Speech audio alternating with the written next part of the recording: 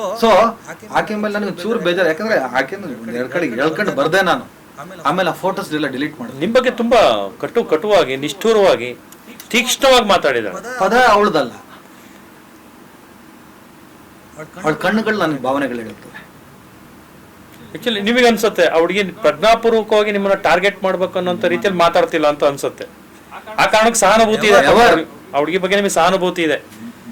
ಮುಮ್ತಾಜ್ ಬಗ್ಗೆ ನನಗೆ ಆಕ್ಚುಲಿ ಕಾಳಜಿ ಇದೆ, ಗೌರವ ಇದೆ ಮತ್ತು ಪ್ರೀತಿ ಇದೆ. ಈಗ ನನ್ನ ರೌಫ್ ಅಂತ ಹೇಳಿದ್ಲಲ್ಲ, ನಮ್ ಕಮ್ಯುನಿಟಿ ಹುಡುಗಿ ಸರ್, ಒಳ್ಳೆ ಕತೆ. ಕಮ್ಯುನಿಟಿ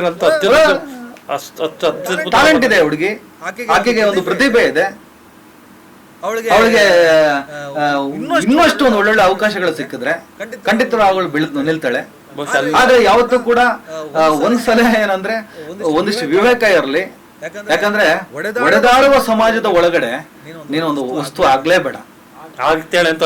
ಪ್ರೀತಿಯ ಸಮಾಜದ ಒಳಗಡೆ ಬಂದ್ಬಿಡು, ಪ್ರೀತಿಯನ್ನ ಕಟ್ಟೋಣ, ಪ್ರೀತಿಯ ಸಮಾಜವನ್ನ ಕಟ್ಟುವಂತ ಸಮಾಜದ ಒಳಗಡೆ ಬಂದ್ಬಿಡು.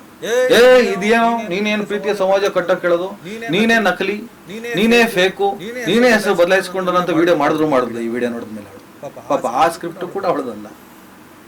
100% ಇದನ್ನ ಹಿಡ್ಕೊಂಡು ಎಲ್ಲಿ ಮುಮ್ತಾಜ್ ಬುದ್ಧಿ ಬಂದ್ಬಿಡುತ್ತೋ, ಎಲ್ಲಿ ಅವಳು ಕೈ ತಪ್ಪಿಡ್ತಾಳ ಅಂತ ಹೇಳಿ ಇದ್ರ ಮೇಲೆ ಮತ್ತೊಂದು ಸ್ಕ್ರಿಪ್ಟ್ ಮಾಡು. ಏನ್ ನೀನ್ ದೊಡ್ಡ ಕೂತ್ಕೊಂಡು ಏನ್ ನನ್ನ ಬಗ್ಗೆ ಏನ್ ಪ್ರೀತಿ ಅಂತೆ, ಏನ್ ಕಾಳಜಿ ಅಂತೆ, ನಿನ್ ಕಾಳಜಿ ಹಳೆ ಸ್ಕ್ರೀನ್ ಅತ್ತೆ ಮಗಳು ತೋರಿಸ್ಬಿಡೋದು. ನೋಡ್ದೆ ನೀನ್ ಅತ್ತೆ ಮಗಳು ಅಂತ ಹೇಳುವ, ಅತ್ತೆ ಮಗಳು ಅಂದ್ರೆ ಮದುವೆ ಆಗುವ ಹೆಣ್ಣು ಅಂತ ಹೆಂಗ ಅನ್ಕತ್ತೀಯ ನೀನು? ಆ ಸಂಬಂಧಗಳು ಏನು ಅನ್ನೋದು ಕೂಡ ಅರಿವಿಲ್ಲದ ಒಂದು ಮುಗ್ದೆ. ಆಕೆ ಬಗ್ಗೆ ನನಗೆ ಅತ್ಯಂತ ಈಗಂತೂ ಇತ್ತೀಚೆಗಂತೂ ಅವಳು ನನ್ನ ಬಗ್ಗೆ ಹೆಚ್ಚೆಚ್ಚು ಮಾತಾಡಿದಷ್ಟು ಆಕೆ ಮೇಲೆ ನಂಗೆ ಅಕ್ರೆ ಇದೆ. ಬಟ್ ನೀವ್ ಹೇಳಿದ ಮೊದಲು ಒಂದು ಪಾಯಿಂಟ್ ಹೇಳಿದ್ರಿ ಸರ್. ಈಗ ಆಕೆ ಒಬ್ಬ ಮುಸ್ಲಿಂ ಆಗಿ ಹಿಂದೂ ಬಗ್ಗೆ ಮಾತಾಡಿದ್ರೆ ಅಷ್ಟು ಇದಾಗ್ತಾರೆ. ಒಬ್ಬ ಮುಸ್ಲಿಂ ವ್ಯಕ್ತಿ ವಿರುದ್ಧ ಮಾತಾಡಿದಾಗ ಅದು ಹೆಚ್ಚು ಪ್ರವೋಕ್ ಆಗತ್ತೆ ಅನ್ನೋ ಕಾರಣಕ್ಕೆ ಪರ್ಟಿಕ್ಯುಲರ್ ಆಗಿ ಆ ಹುಡುಗಿನ ಬಳಸ್ಕೊಳ್ಳಾಯ್ತಾ ಅನ್ನೋಂಥದ್ದು ಅಲ್ವಾ ಸರ್? ಅದೇ ಮುಸ್ಲಿಮರ ಮುಸಲ್ಮಾನ ಹೆಣ್ಣು ಮಗು ಅಥವಾ ಒಬ್ಬ ಮುಸಲ್ಮಾನ ವ್ಯಕ್ತಿ ಮುಸಲ್ಮಾನ ಧರ್ಮದ ಬಗ್ಗೆ ಮಾತಾಡಿದ್ರೆ ಇಂಪ್ಯಾಕ್ಟ್ ಜಾಸ್ತಿ ಆಗುತ್ತೆ ಅನ್ನೋದೇ ಷಡ್ಯಂತ್ರ ಸರ್. ಮುಸ್ಲಿಂ ಹೆಂಗ್ ಇನ್ನೊಬ್ಬ ಮುಸ್ಲಿಂ ಹೆಂಗ್ ಬೈತಾರೆ ಅಂತ ನೋಡಿದ್ರು ಮುಸ್ಲಿಂ ಹುಡುಗಿನೇ ಹೇಳ್ತಿದ್ದಾಳೆ ಈ ಧರ್ಮದ ಕತೆ. ನೋಡಿದ್ರು ಆ ಧರ್ಮ ಸರಿ ಇಲ್ಲ, ಆ ಧರ್ಮದಲ್ಲಿ ಇಂತೆಲ್ಲ ಸಮಸ್ಯೆ ಇದೆ, ಮುಸ್ಲಿಂ ಹುಡುಗಿ ಹೇಳ್ತಾ ಇದ್ದಾಳೆ ಅಂದ್ಮೇಲೆ ನಿಜ ಅಂತ ಕನ್ವಿನ್ಸ್ ಆಗುತ್ತೆ ಸೊಸೈಟಿ ಅನ್ನೋದೇ. ಆಗಿದೆಯಾ ಇಂಪ್ಯಾಕ್ಟ್? ಕ್ರೈಸ್ತರ ವಿಚಾರ ಮತಾಂತರ ವಿಚಾರ ಬಂದಾಗ ಡೈಸಿ ಅಂತ ಬರ್ತಾಳೆ.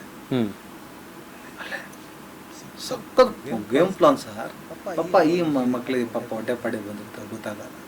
ಅದಕ್ಕೆ ಸ್ವಲ್ಪ ವಿವೇಕದ ಯೋಚನೆ ಮಾಡಿ. ನಿಮ್ಗೆ ಪ್ರತಿಭೆ ಇದೆ, ಚೆನ್ನಾಗಿ ಓದ್ಕೊಂಡಿದ್ದೀರಿ, ಪ್ರಪಂಚ ವಿಶಾಲವಾಗಿದೆ, ಇನ್ನೆಲ್ಲ ತಿಳ್ಕೊಂಡಿದ್ದೀರಾ ಸ್ವಲ್ಪ? ಮುಮ್ತಾಜ್ ಈ ಘಟನೆ ಆದ್ಮೇಲೆ ಆ ಹುಡುಗಿ ಹಿನ್ನೆಲೆ ಬಗ್ಗೆ ಆಕೆ ಒಳ್ಳೆ ನೋಡಿದ್ರೆ ಒಳ್ಳೆ ಫ್ಯೂಚರ್ ಇದ್ದಂಗಿದೆ ಆ ಹುಡುಗಿ. ಫ್ಯೂಚರ್ ಹೇಳ್ತೀನಿ, ನಾನೊಬ್ಬ ಎಥಿಸ್ಟ್ ಇದ್ದೀನಿ.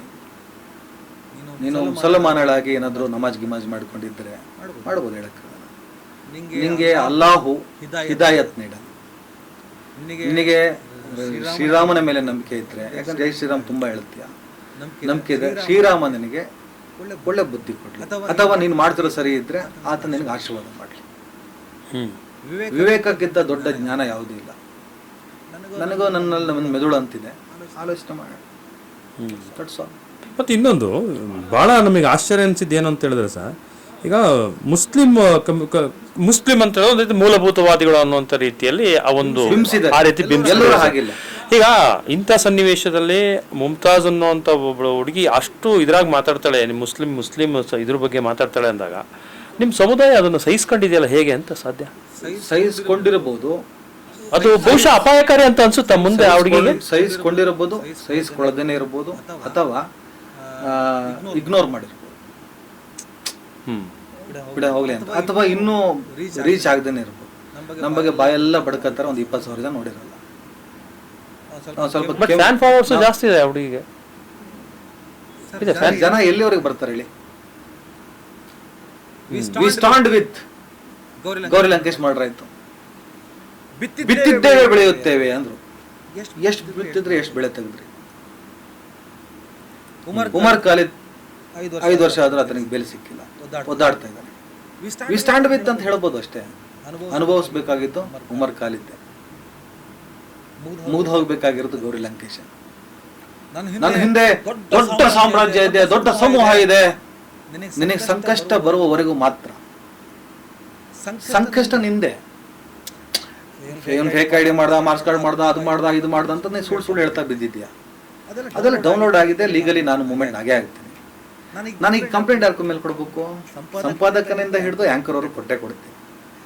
ನೀನು ಬರ್ತೀಯಲ್ಲಪ್ಪ ತಾಯಿ.